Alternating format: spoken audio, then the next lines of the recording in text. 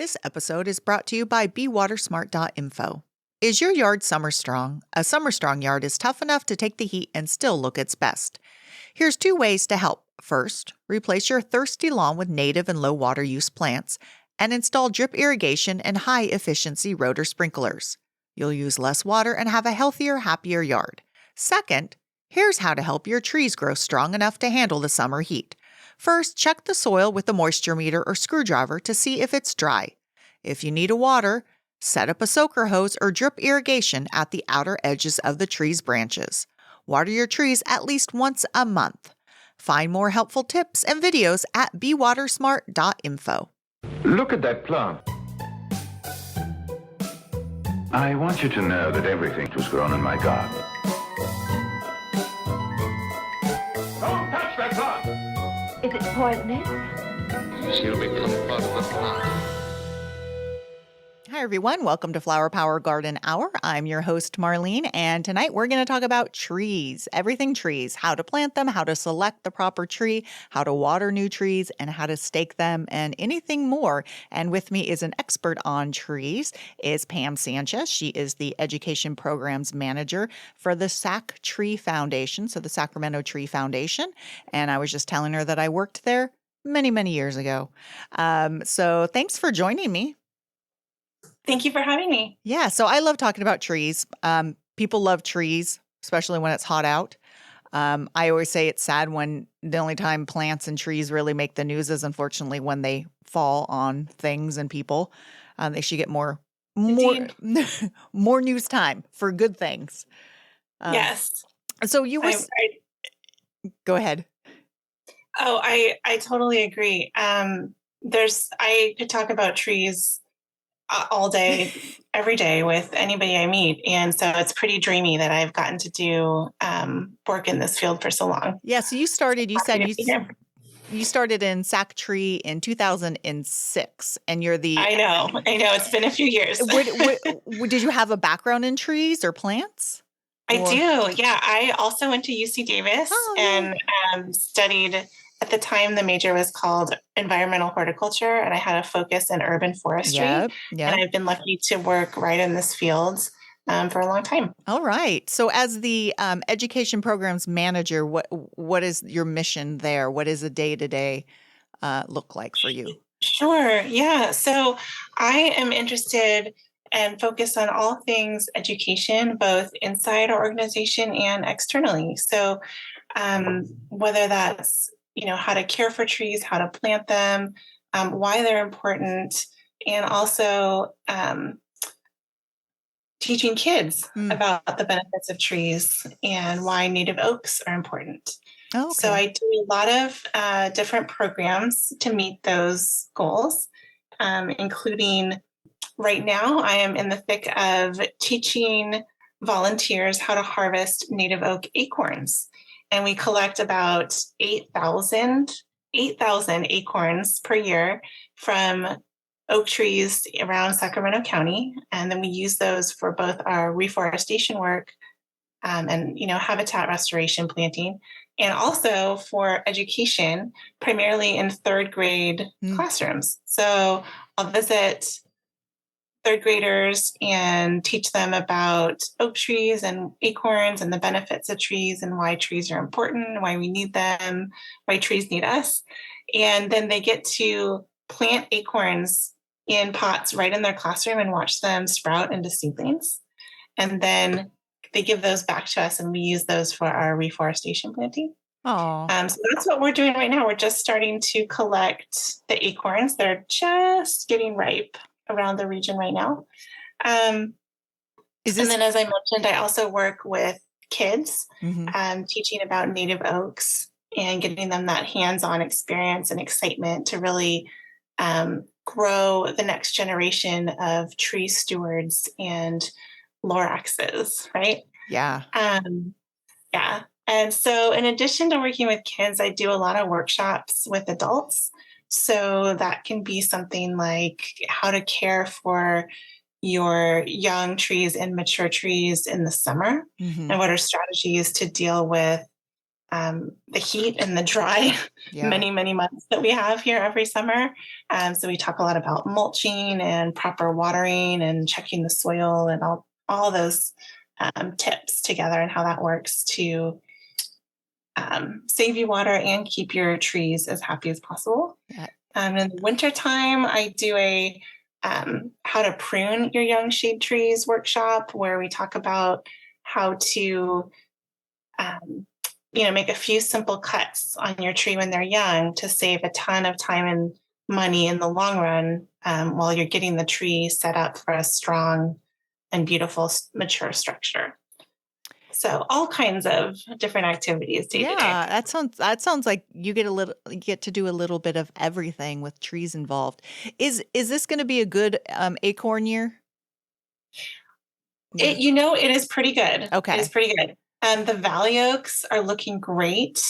There were a number of sites last year that we usually collect from that didn't have a lot of acorns, and this year they do. So we're really excited about that. And then we also collect blue oaks, and they're having a good year as well. Both of those are a little later to ripen than they normally are, which is really interesting to just track all of the ecology of it as well. Our partner is Mother Nature, so and she's variable.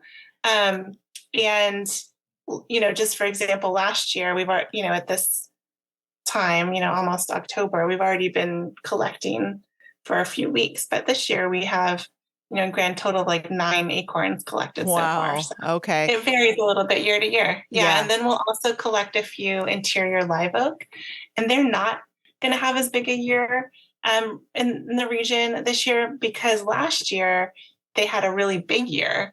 And the interior live oak is unique among the 3 native oak species because those acorns take 18 months to mature. So it'll be next year before we see a lot of those again. Interesting. I didn't know that about them. That's fun fact. So let's talk a little bit about just trees in general and which I really want to talk about trees you recommend, but we know trees provide shade, habitat for a lot of things, pollinators, animals. They're homes for our wildlife. And of course, they're carbon sinks. They clean the air. I mean, it's endless what they do. But one of the reasons why people do want trees is to help shade their house and to cool. But, I was saying how when I worked in the Sacramento Tree Foundation years ago, we had the program through SMUD where we gave out trees and everyone wanted their Japanese maples because there's free trees and Japanese maples. Everyone wanted Japanese maples on the west side. And so tell us why a Japanese maple on the west side, one, obviously we know they're going to burn, but why that is not the best tree for a shade tree. And what are the parameters you use for planting a tree size and distance from the house that you would recommend? Sure. Yeah. So that program that you are a part of is still going strong, well over 30 years. It's been going since 1990. And in that time, we've distributed over 600,000 trees, over 500,000 trees. So that's not going anywhere. It is still full steam ahead. We do about 10,000 trees distributed per year lately. And we do not offer Japanese maples at this time. That's good. That's good. They are a beautiful tree. I understand why people like the looks. However, in this climate, Sacramento is hot and dry. We have a drought every single summer just in our Mediterranean climate. And so this type of tree needs regular water. It will need regular water for its whole life, unlike a lot of other species that you can get water regularly when they're young, get them established, and then you don't have to water very much as they're mature. Maybe just like once a month, give them a soak in the summertime. But a tree like a Japanese maple is always going to want regular water. And so that's a pretty big commitment in terms of our water resources and just in terms of your own time. Yeah. And so, of course, they are susceptible to sunburn. And I see that a lot, both on the leaves turning brown and crispy and also sun damage to the trunk, which is a lot worse because that can affect the health of the whole tree, where you actually see the sun wounding the trunk and the bark. And so when someone is placing a tree, I think if I remember correctly, it's like you don't want to plant your tree too close to the foundation, but you still need a tree close enough to provide shade. So your best places to put a tree for shade would be your south and west side, obviously, because that's the afternoon hot sun. And if I remember, is it 15 feet away from for That's the a ideal? great point. Yeah. So there is a really ideal area to plant to get those benefits. The west side is the most beneficial. And depending on the size of tree, you want to be about 6 feet away for small trees, about 10 to 15 feet away from your building foundation for medium-sized trees, and 15 to 18 feet or more for larger trees, to protect from the roots and also, the canopy and that type of thing. And then if you get more than about 60 feet away from your house, then you don't see as many benefits. It's a little too far away to provide significant shade. And what's interesting is the west side is the most beneficial because, of course, we get the hottest part of the day in the afternoon when the sun is in the west part of the sky, right? And the second best side is the east side. Oh, okay. To kind of get the house a head start on cooling. And also because when the sun is on the south side in the midday, in the summertime, it's so high in the sky directly overhead that the shadows it creates from the trees create aren't very long. True. Yes. And so it's actually more helpful on the west and then the east and then the south. Yep. But makes sense.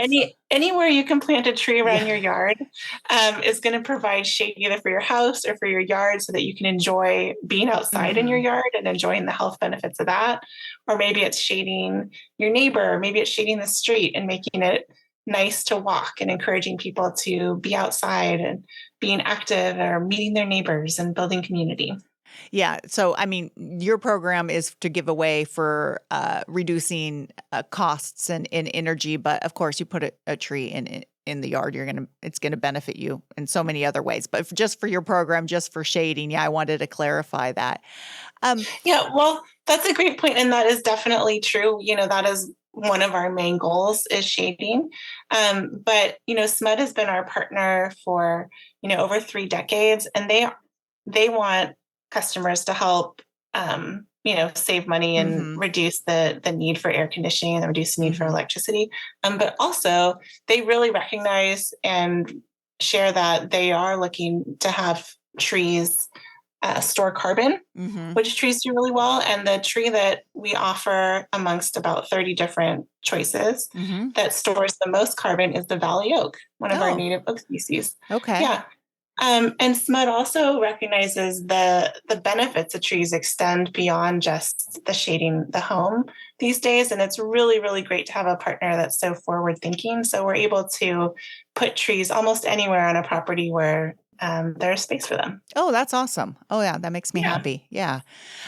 So when people are looking for a tree or getting a tree, a lot of times people are like, well, I want this tree to obviously be big and beautiful right away. And I want it to. Yeah. And so, you go and you see these 24-inch boxed trees, and then you go see like a 5-gallon tree. Now, what could you tell people that maybe it's the pros and cons? Or is there one that's way more a pro than a con?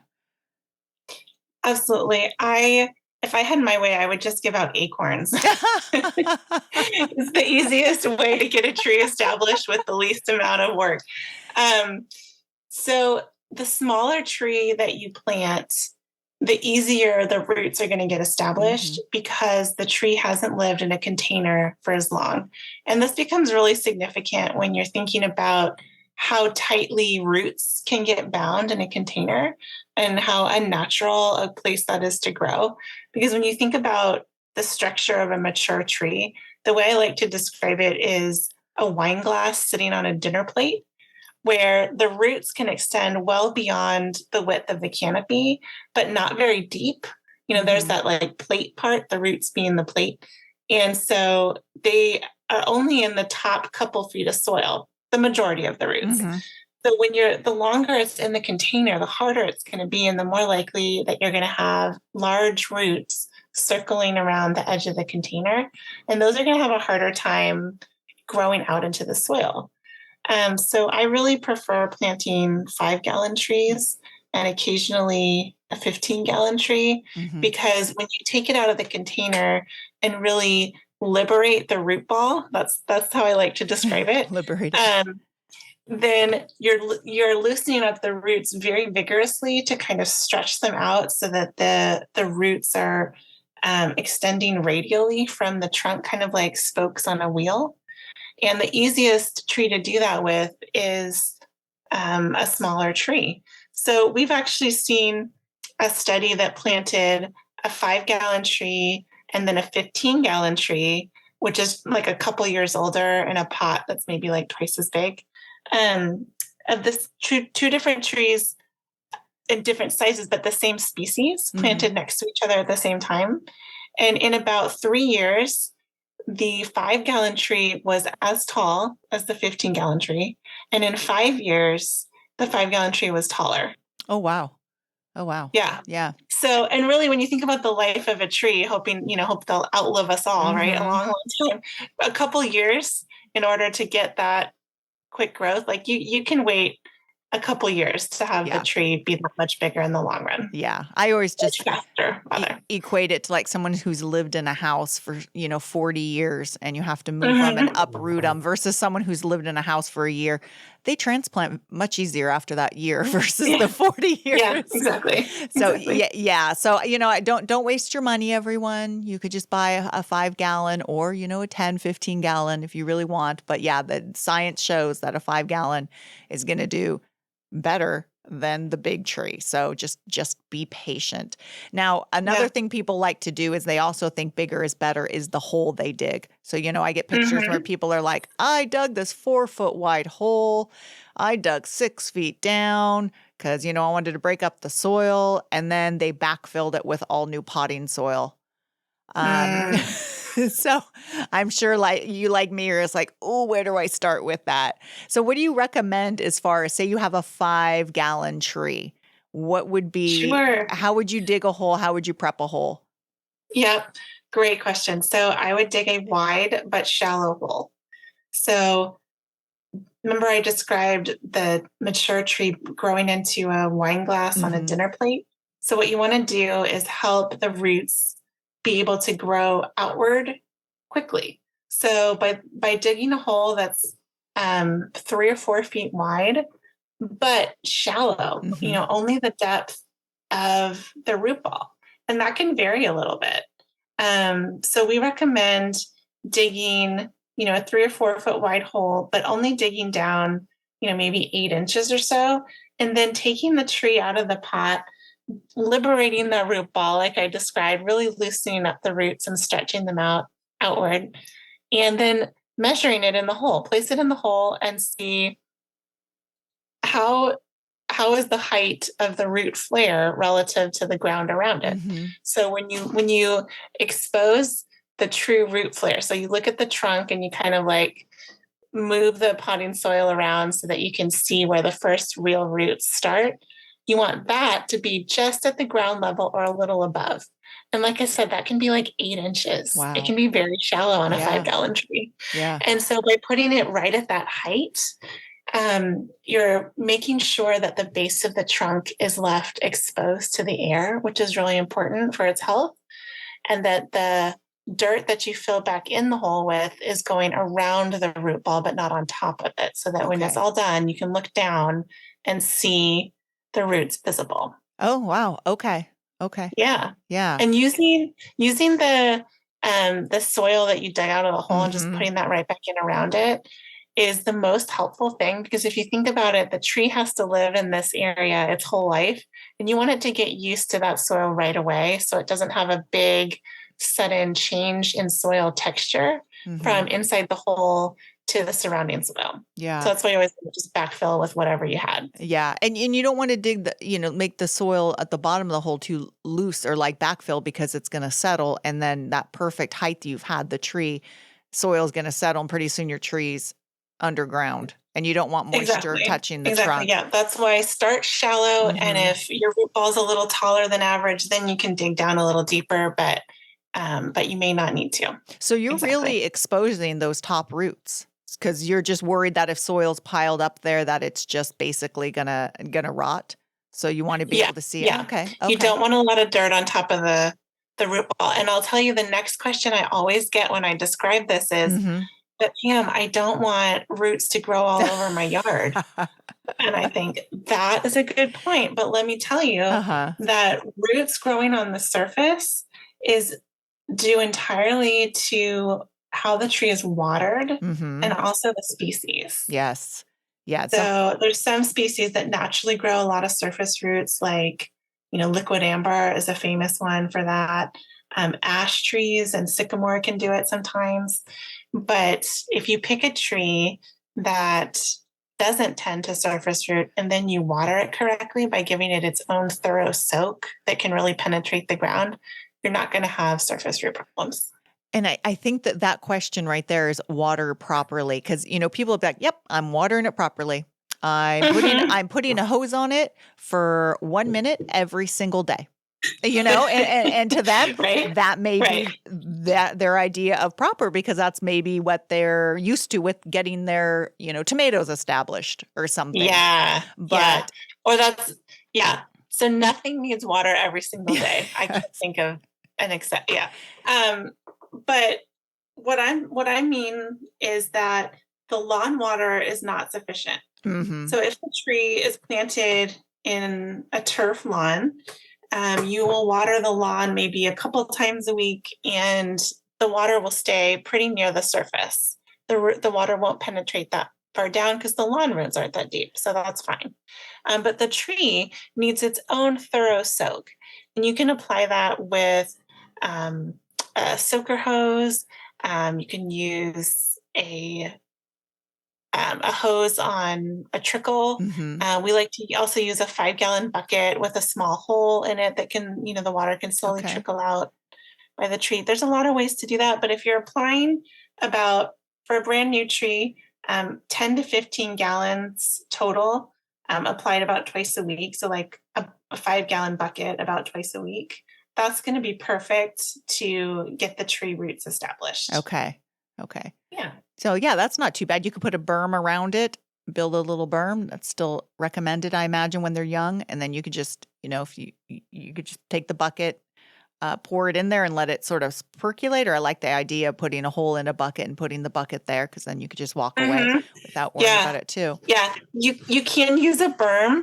I will say if you know that you have very clayey soil, some parts of Sacramento have quite a bit of clay. And if you know that that's true for you, I would just make sure to break a hole in the berm in the wintertime. Yes. So that we're not holding too much water against the base of the trunk for an extended period of time. Good idea. But in the summertime, it's very effective for sure. Yeah, that's a good idea.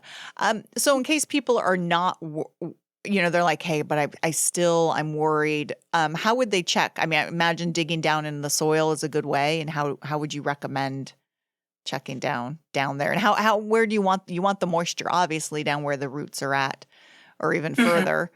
Are you saying to how do you know how to check the soil when it's time to water again? Yes. Okay. Yeah.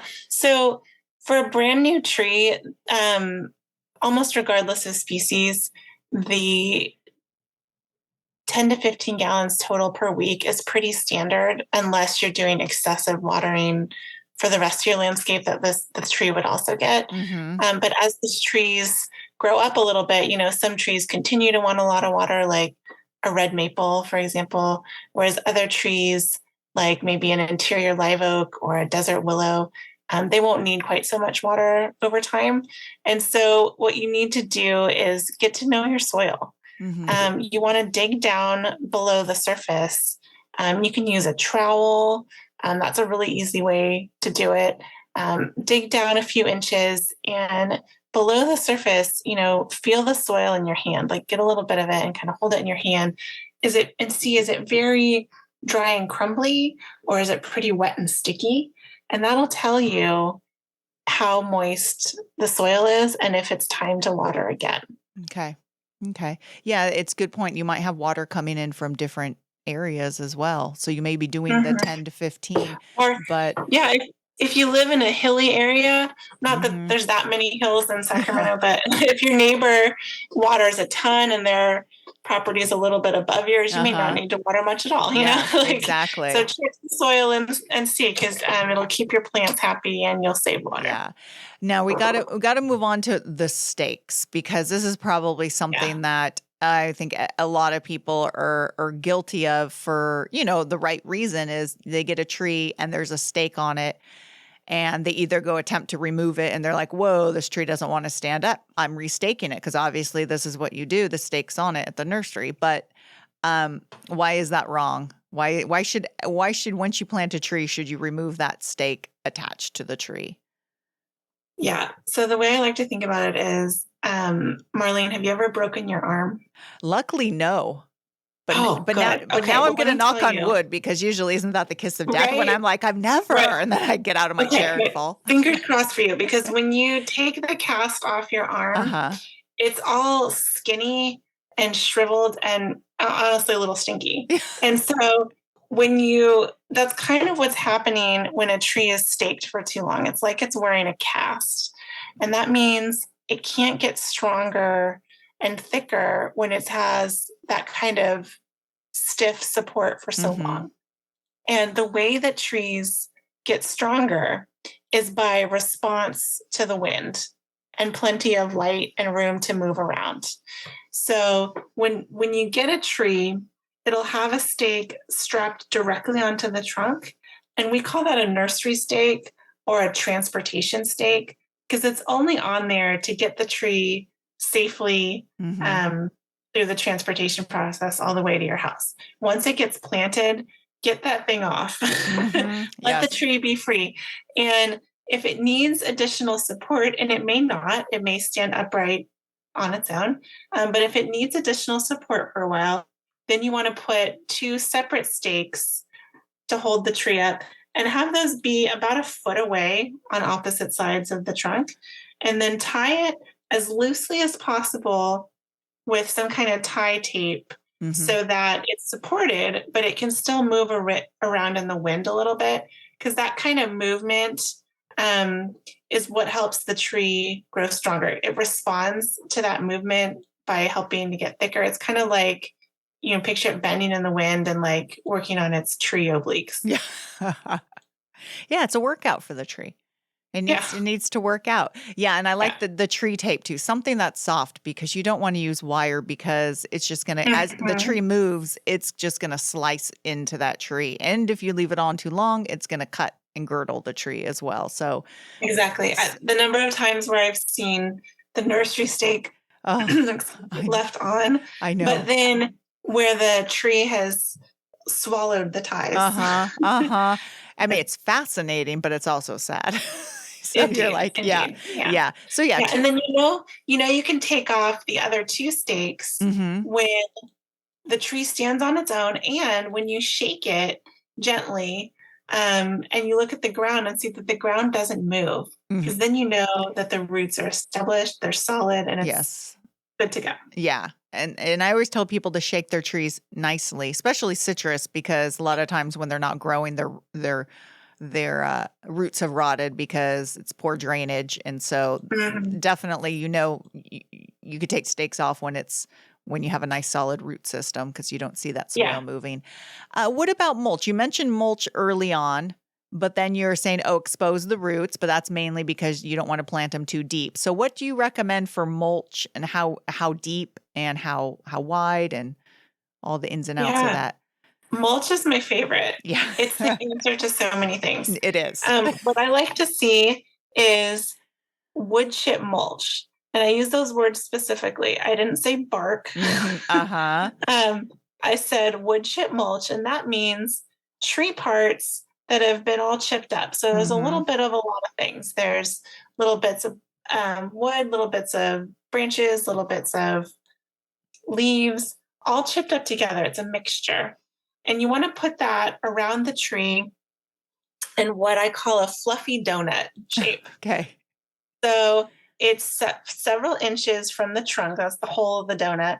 And then it's a thick ring around the tree. So maybe it's about 4 feet wide, like, the diameter, but then 4 to 6 inches thick. So it's a pretty thick, fluffy donut. Yes. And that way you're getting maximum insulation, and on the soil around the tree, you're getting a lot of moisture being held inside by the work that the mulch is doing, like a insulating blanket.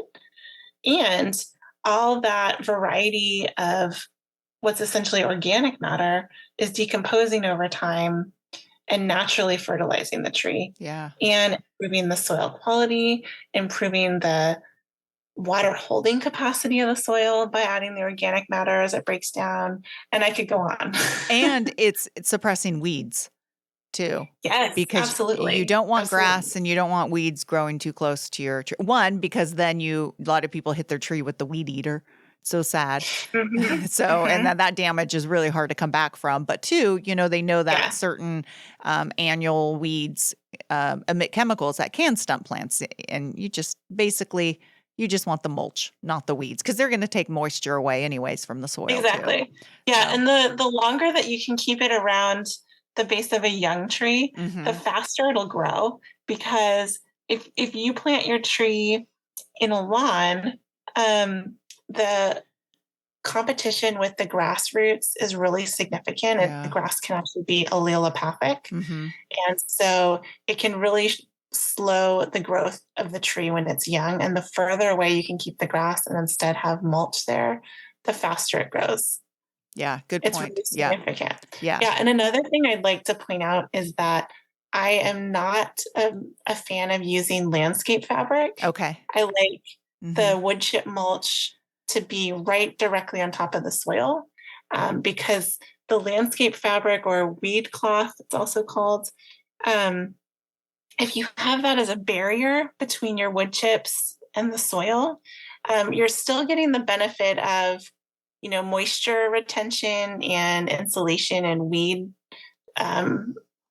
reducing weeds, obviously, but you're inhibiting a really important job of the mulch, which is to break down over time and fertilize the tree and improve the soil. Yeah. And so that barrier in there is going to hurt you in the long run. And that's what I tell people for a garden. So it goes for the tree as well. All that good stuff. Yeah. If you're going to go the trouble to get the wood chips from a tree company, because it's not easy these days. It used to be easy, but now it's, you have to sort of ask and be put on a waiting list, but it's still doable. I don't know if Sacramento has a program. For what it's worth, I have used the website Chip Drop a number of times, and I've been able to get mulch in less than a week both times in the last couple of years. And so if anyone else hasn't had a lot of luck getting free wood chips delivered from a local tree company because the demand is pretty high, there are a lot of businesses on Chip Drop. It's kind of like a dating service, matching people who want chips with companies who are looking to dump it. I will say be careful with that, because the first time I used it, it was great. The second time, I still have the pile, and it's been 3 years, because it was a full truckload of, I think they took out a small orchard, and I had all the nursery green tape, and I only had half, like, they're basically sapling, and they weren't mulched up. And I had all the tree tags still. So, oh my goodness. So I asked, the company, the tree and their Chip Drop, and they're like, "Oh, you got to contact the company." I'm like, "Forget it." So, they're here. They were like, "Okay, let's just drop this off." So if you could be there when they're dropping it off, or be very specific, because I stopped. That's a great question. Yes, I came home and I'm like, "You've got to be kidding me." And luckily I have property, so I could just leave it. But if it was on someone's driveway, I love the idea. And it's not Chip Drop. It was the tree company who I thought maybe they didn't have a clue that their stuff wasn't good. But I don't know. That was so oh my goodness. Yes. So I was like, what am I to do with this? So I mean, I do ask the company what species have you recently chipped, and that can be helpful eliminating. And there's some things I avoid, like liquid amber. I find the seeds can go through the chipper and still be willing to volunteer in your yard. So that's a tree I avoid for wood chips, just for that reason.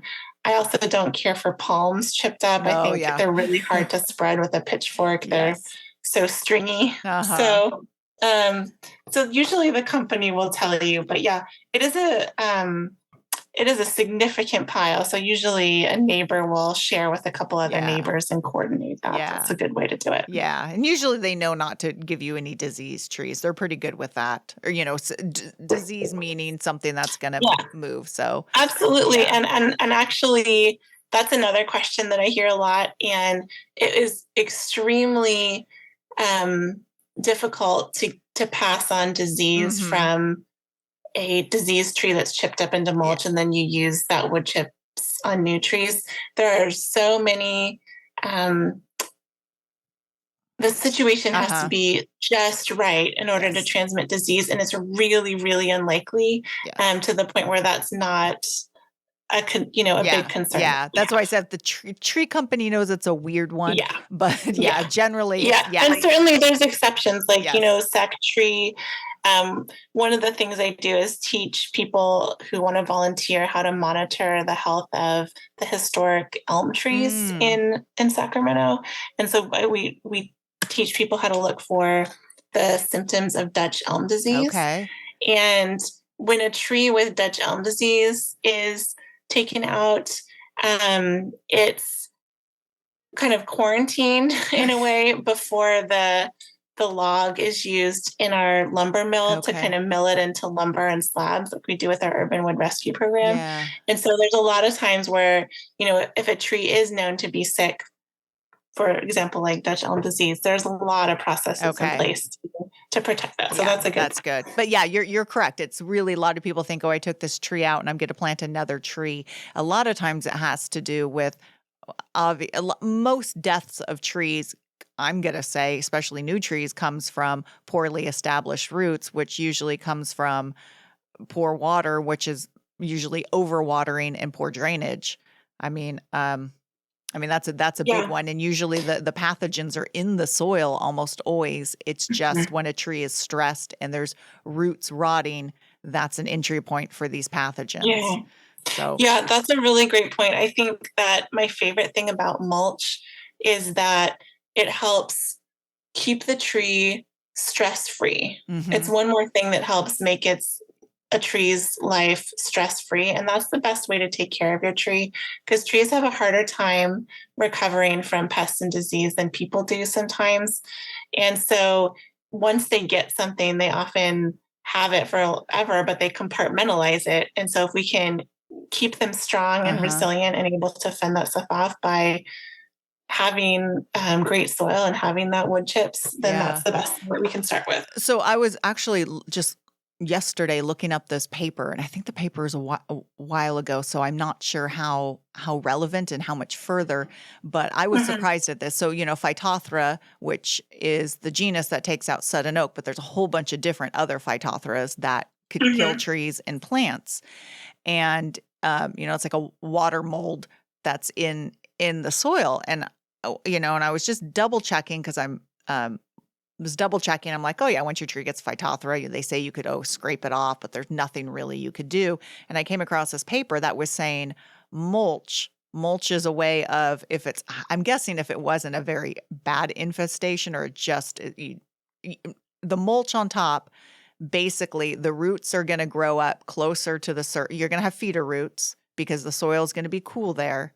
And the mulch, of course, is full of all this fungi and enzymatic bacteria or whatever. And they're saying that the roots that are forming on top aren't going to have the Phytophthora, and it's just going to aid in the health of the tree. I don't know if I don't think it's going to cure it, but it might prolong it. But it's just amazing that the mulch itself, and they're talking about wood chips as well. Just everything. Yeah, that's really great. I haven't heard that, but that's really encouraging. That's the only time I've ever heard it. So I don't know how far it went, but I should. Because when you think about it, like why do we mulch? What are we really doing? We're, in a way, we're mimicking what would happen in a forest with a natural duff layer with just, little branches and leaves falling and not being blown away with a leaf blower, exactly. But staying in place and improving the soil over time. That's kind of what we're mimicking. Exactly. So I thought that was fascinating. Let's go into sort of what I think. I mean, all that was fun because I love talking about how to plant trees and trees. But let's go into some of your favorite trees, and we'll go through like the categories of large, medium, and small because I'm sure you get those questions and I get the question. Someone's like, I want a small tree. First of all, I'm like, okay, this is what a small tree means. It may not be as small as you think. And I always say that there is no perfect tree, but then again, maybe there's no such thing as an imperfect tree. There's just a not a perfect tree for someone, because a lot of times people want them to not drop anything, which I think is pretty funny. So what are some of your favorite large trees, and what do you consider a large tree size-wise? Sure. So I love oaks. I knew that. I was like, I'm definitely a quercophile, and you can probably pick that up from things I've mentioned so far. But one of the reasons I love them, in addition to their beauty, which there's no word I can describe a mature valley oak other than majestic, because their structure gets these beautiful branches that kind of twist and they spread super wide like a big umbrella. They're just lovely. But in addition to their looks, one thing that I love about them is they support more biodiversity than most other species that grow in this area. Oaks in particular have a really high relationship with many, many thousands of insects. And there are a ton of native insect species that associate with oaks. And that means that there's more birds in oak trees than there are in other species. And that's just, the bottom of the food chain, and then it goes up from there. And so there's hundreds of vertebrate species as well. And that's, if you have a similar size sycamore tree or a similar size maple tree that gets really large, they will also provide many benefits in terms of all the shade and in terms of cleaning the air and making a really nice city for people to live in.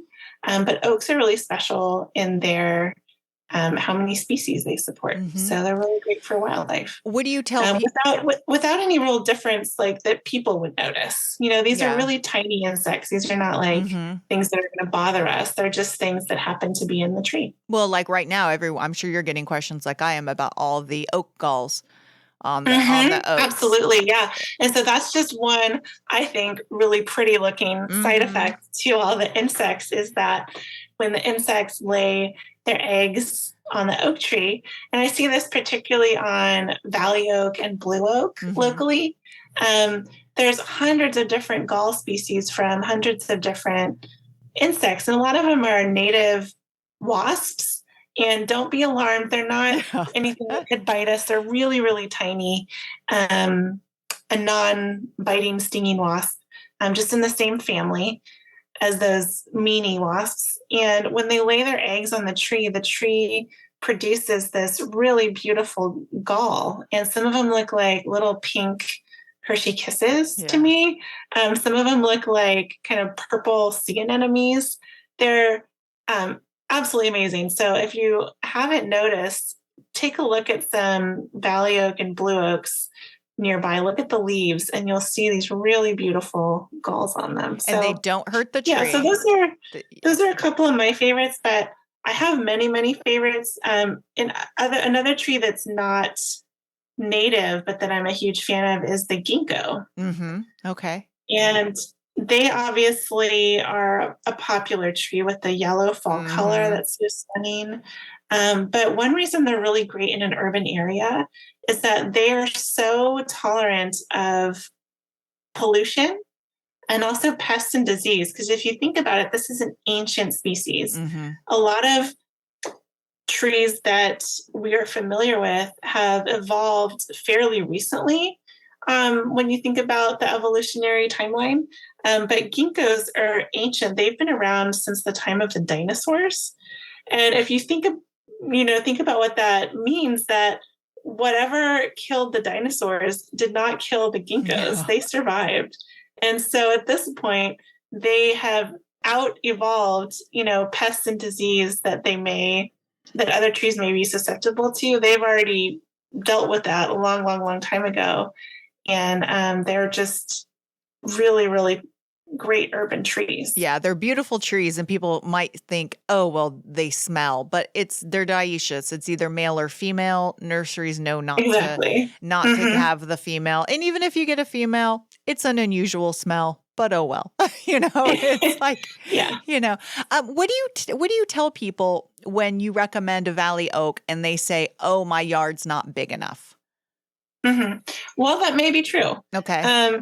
You do want enough space for it. Okay. Right. And so we would recommend about 18 feet minimum from your house foundation. Uh-huh. And you want to be about 8 feet at least from sidewalks and driveways.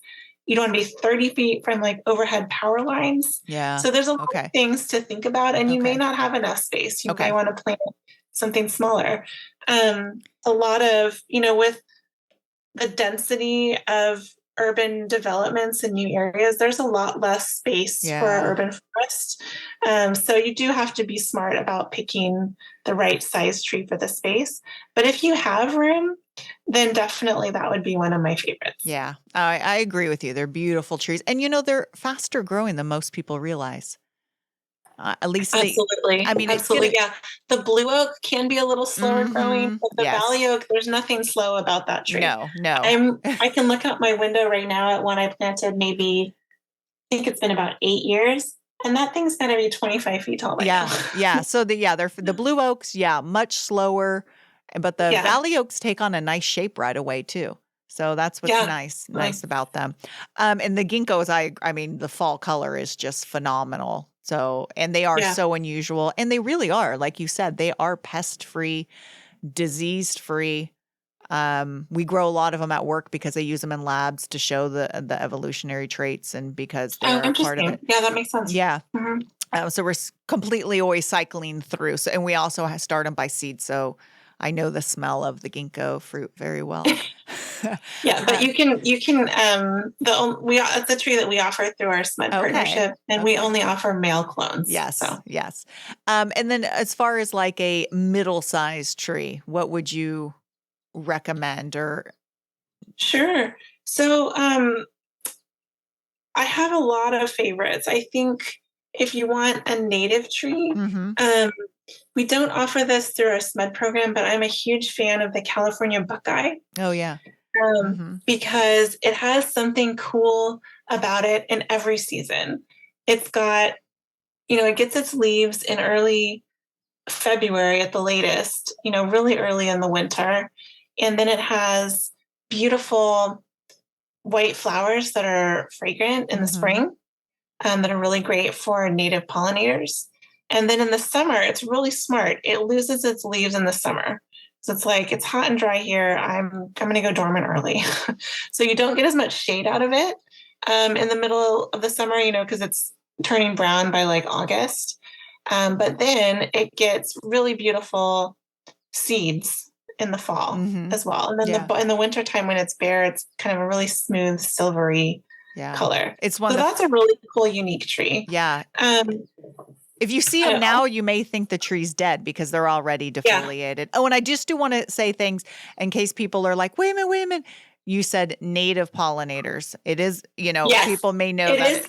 It is toxic to European honeybees. Exactly. There. Just wanted to make sure. And so that's another reason that we don't offer it. Oh, okay. But if you have space for it, and especially if you live in more like where the native range of them are, like, Fair Oaks, Orangevale, Folsom.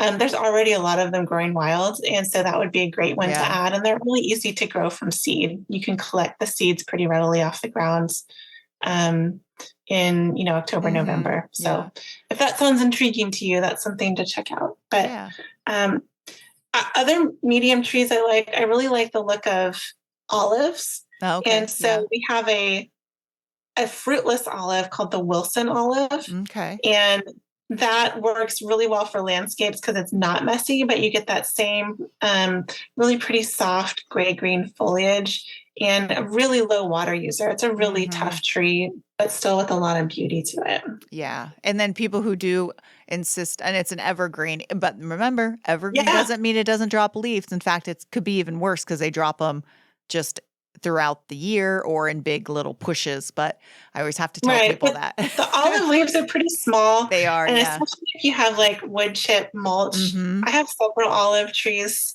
in my yard, and that's one of the least messy trees I have. Yeah. So it's pretty easy to live with. They're good trees. And they're very, especially with no fruit, they're not messy. And they're really pest free. So that's what's nice. Yeah. Another one that we have that's a newer one for us is the Persian ironwood. Oh. And that's a really beautiful tree. Its fall color is really, really nice. And if you want a medium-sized tree, but something a little different, but you really want fall color, that would be a great one to check out. So I know there's a native ironwood, but this one is Persian. Yeah, no, this one is from the Middle East, but it does very, very well here. And the leaves kind of come out in a reddish purple color in the spring, but then have a really reliable show of fall color. Okay, nice. Yeah. And really, it doesn't have flowers like a magnolia has flowers, but it has these small clusters of red petals that are really, really pretty in the spring too. And that's one that we'd like to see more of. Yeah, nice. Okay. And then what about small, because a lot of people have like those small yards and they do need a small tree, but they want something that's going to give them a little bit of shade, a little bit of color. And, there's so many crepe myrtles out there for a good reason. I mean, in fact, the Sacramento Tree Foundation stopped offering crepe myrtles a number of years ago. Yeah. Because they do very well here, although they are susceptible to things like powdery mildew and aphids, and that can be really frustrating to deal with. But there are just so many in the region that we didn't want to be, encouraging the planting of that many more of them. That people are going to buy them and plant them. So we wanted to encourage some other small trees. And one of our favorites that we've added is the desert willow. Okay, yes. Yeah, and that's a tree that's native to the southwest. So, the south southern corner of California, also in Arizona area. And it's a small tree, really low water use once it gets going. And it has really beautiful flowers. They're kind of long and tubular, and most of them are pink. And the variety that we have is a pink color. And really nice, really attractive, small tree that's just as easy to love. So I always get the Chalopsis, and then there's the Chitalpa, right? Isn't there a cross of one? I always get those confused. They're very similar. Yeah, so the desert willow is the Chalopsis. Okay. That's the one native to the southwest. Okay. And the Chitalpa is an unusual cross genera with the Catalpa. Okay. Yeah. So it usually has a bigger, that one, I had the big burgundy flowers of that one. But so the desert willow, some of the flowers are burgundy and some of them are kind of a purpley color with a pink center, but really lovely. It is deciduous as well. And I always have to tell people, this is where common names, I'm sure, as soon as someone hears a willow, I don't want a willow. No, I don't want those roots. And you're like, no, it's it's the common name. I know. Common names are so frustrating. Yes, I know. An arborist. Yes. But it's not a willow. It does not have a drooping form. It just has a narrow, elongated narrow leaf, which is willow-like. And so tree people somewhere decided that means we need to have willow in the name. Exactly. It's like, no. Okay. Any other small ones you like that you'd recommend? Sure. If you have a small space and you don't have a lot of room, another one that's really great to think about would be the crabapple. Yeah. Okay.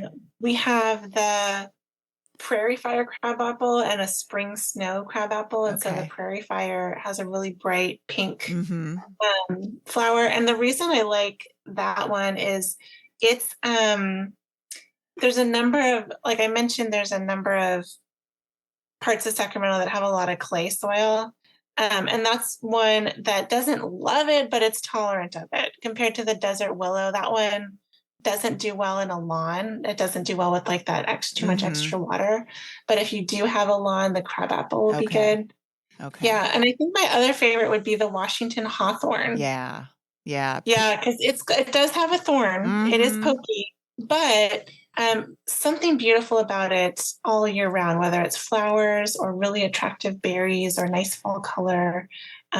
Really lovely small tree. No, I agree with that. I do like them, even though they have thorns. Yeah. It's, it's just. They do, but so do roses. Yeah, exactly. Roses, so, So I'm gonna ask about a few trees, and I'm gonna where I'm at, we don't see these planted at all. And I know my neighbor who has a big farm, she planted a whole bunch, and sure enough, on the west side, the bark just cooked.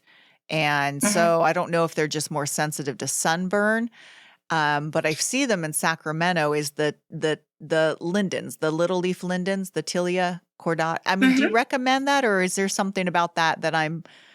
Yeah, they're lovely, and our program offered them for many years. Okay. We stopped offering them just because they're a slightly higher water user. Okay. And we're trying to be really smart about selecting trees that'll be really adaptable to thrive in the changing climate. Okay. And the little leaf linden is also fairly susceptible to aphids. So that can be frustrating to deal with. Okay. The best way to, they can get sunburn like like a red maple would or like a cherry tree would. Yeah. But the best way to prevent sunburn is to leave lower branches on the tree for the first several years and just let the leaves shade the trunk no matter what tree you plant. And that's another reason that I love a 5-gallon tree over a 15-gallon tree, because often if you buy a 15-gallon tree, they've limbed it up and they've removed a lot of the lower branches so that they can sell it looking kind of like a lollipop. Yeah. Because I think that's what trees look like when they grow up. But when they're young, they don't need to look like that yet. They need to look more like a leafy popsicle stick. Yeah. And so I like just to have a smaller tree so that I can maintain some of the lower branches for a few years. Yeah. Pruning, telling people how to prune their young tree. It's difficult because you mentioned early on that you have workshops on how to train, because a little bit goes a long way when a tree is young. So you don't not want to prune it, but then again, you don't want to prune it like you're trying to make the lollipop. A lot of people are, they send pictures of those. You want those limbs. lower branches that are temporary branches to remain in place for a few years. And if they start to get long, you can shorten them. Yes. But yeah, I have a class, a workshop that we teach on this, and we usually do it in like November and December. Yeah. And then people want to top them too, because they're like, oh, it's getting too tall, because they think it should be bushed out already, but never top a tree. Yeah, exactly. And how they tend to grow is they grow up and they put the height on and then they put the width on. And that's just really typical of a teenage tree. And you just got to let them go. And they promise they will fill out like an umbrella. Exactly. I call them like gangly teenagers, Exactly. going through a phase. Yeah. This has been really, really helpful. I mean, I could talk forever about trees. Same. I do. I could tell. That's my job. Yeah, I was going to say, you talk about them all day and everything. So just one quick question. The Sac Tree, it's sactree.org is the website? Correct. And the SMUD program, I know, is only open to SMUD customers. What about the workshops?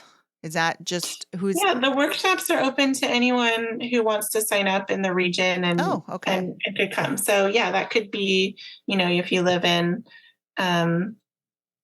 West Sacramento or something, you'd still be eligible to come. But primarily our base, our audience is people in Sacramento County because we interact so much with former tree customers. Yeah. Mm-hmm. But, yeah. Mm-hmm. Okay. That's still just good though. And then I think on your website, you have a nice list of trees you recommend as well. Am I Yeah, mistaken? we call it the Shady 80. Okay. It represents 80 of our favorite trees for the region. Wow. Okay.